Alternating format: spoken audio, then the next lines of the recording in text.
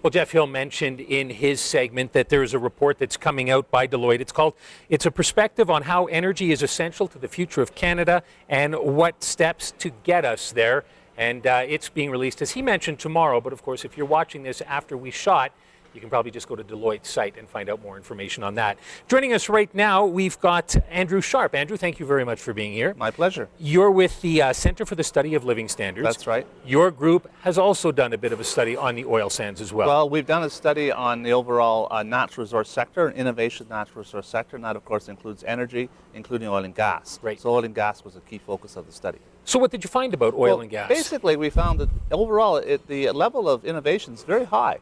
If you look at surveys of where Canada is strong, oil and gas is right up at the top. It's a world-class technology. I mean, it's not too surprising because necessity is the mother of invention. We had to do something. We had this resource there, and Canadians went to work, and through governments, through private sector, universities, came up with the technology to exploit the oil sands. So it's really been a great success story. Is there any area that you look at that you think maybe it hasn't been quite as successful? In terms of the oil and gas industry in particular, well, obviously there's more work to be done on the environmental implications of that. We want to clean that up, and progress is being made there. Also, in terms of the productivity, the amount of resources you need to take out a barrel of oil, it's not been good there. We need more labor to produce a barrel of oil in the oil sands we do in the conventional oil and gas, but that's not too surprising because it's inaccessible, it's very capital intensive, it's underground, and so on. But the bottom line is that the productivity growth in the oil and gas sector in Canada, and Alberta in particular, has been negative for many years. And hopefully that's not a problem in a sense because the price of oil is going up. So what really matters is price. Basically, profits trump productivity any day for a business. So it's very profitable. But it would be good also to improve the productivity performance of the oil and gas sector. It's interesting because when you say it, all of a sudden, I mean, Albertans are going to be thinking, what do you mean we're not productive? What do you mean things aren't going? Exactly. So if you take the word like that, it does sound like a negative. But as you mentioned, if the price of oil and gas is high, then it's not as big of a factor. There's really two concepts of productivity. One is if you want, the current dollar value added per hour worked. And that is extremely high in the oil and gas sector, the oil sands in general, because the price of oil is so high. But if you look at productivity in the sense of physical output per hour of work, how many barrels of oil does an hour of labor give? This is actually much lower than it was back in 1961. Because it needs a lot, it's much more labor intensive and capital intensive to produce a barrel of oil in the oil sands than from conventional oil well. And yet the oil companies will tell us that it's costing them less because they're using less water, they're making less of a footprint. Well, that's true from an ecological point of view. Right. There is gains there, particularly on the environmental side, and that's very, very positive. But overall, certainly from a long-term perspective, maybe in recent years they've improved it, but certainly from a long-term perspective, it's been negative productivity growth. Another thing that you mentioned in your report is the fact that there's a high level of educated workers in the oil and gas field compared to other resources. Exactly. Particularly at the university level, 30% of the workers in the oil and gas sector in Canada have a university degree compared to about 10% in forestry and in mining. So yes, there's a lot of university people in the oil and gas sector.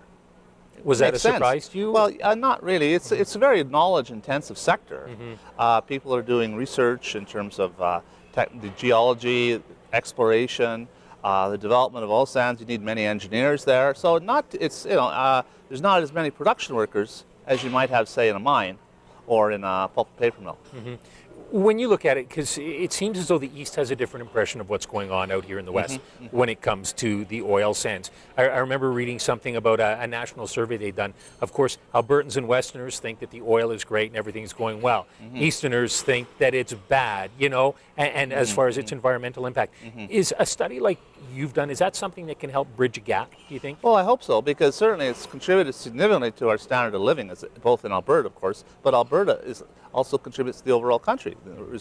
The revenues from income tax go to the federal government as well as the provincial government. So it's a resource for Canada, not just Alberta.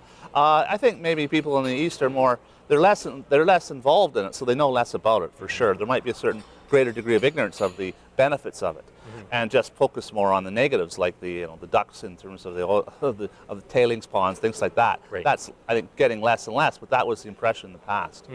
With this conference, it's attracting people from academia, from the business sector, from government as well, and part of it is to try and think about a national policy for science, which of course cannot ignore the natural resource sector No. and oil and gas. How do you think something like this conference can help out with Well, that? it brings people together. We see different perspectives, and I think we end up with a much broader, more intelligent perspective of what's going on. So I think it's an extremely valuable experience. Now, there's obviously rules and regulations when it comes to all of these industries that they must follow. National science policy, does it sound like something that is almost too big to grasp and take in like the oil industry, Yeah. coal, you know, manufacturing, all that That's true. sort of It is stuff? pretty broad, and science can mean basic research as opposed to applied research. And that's not as relevant to economic development in the short run. So I think it's very, very broad. People, maybe it's technology policy or resource policy is more specific as opposed to just science policy.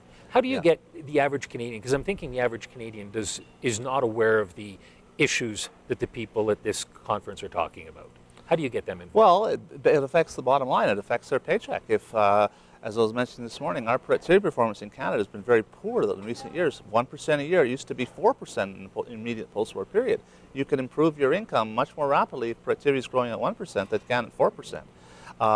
So there's a lot to be gained by a better understanding of what's behind the wealth of the country, and that's largely our ability to produce more goods and services for a given amount of input. Wonderful. Andrew, thank you very much for your time. My pleasure. Okay, we've been chatting with Andrew Sharpe, who is the Executive Director with the Centre of the Study of Living Standards. We'll be back with more interviews for you a little bit later.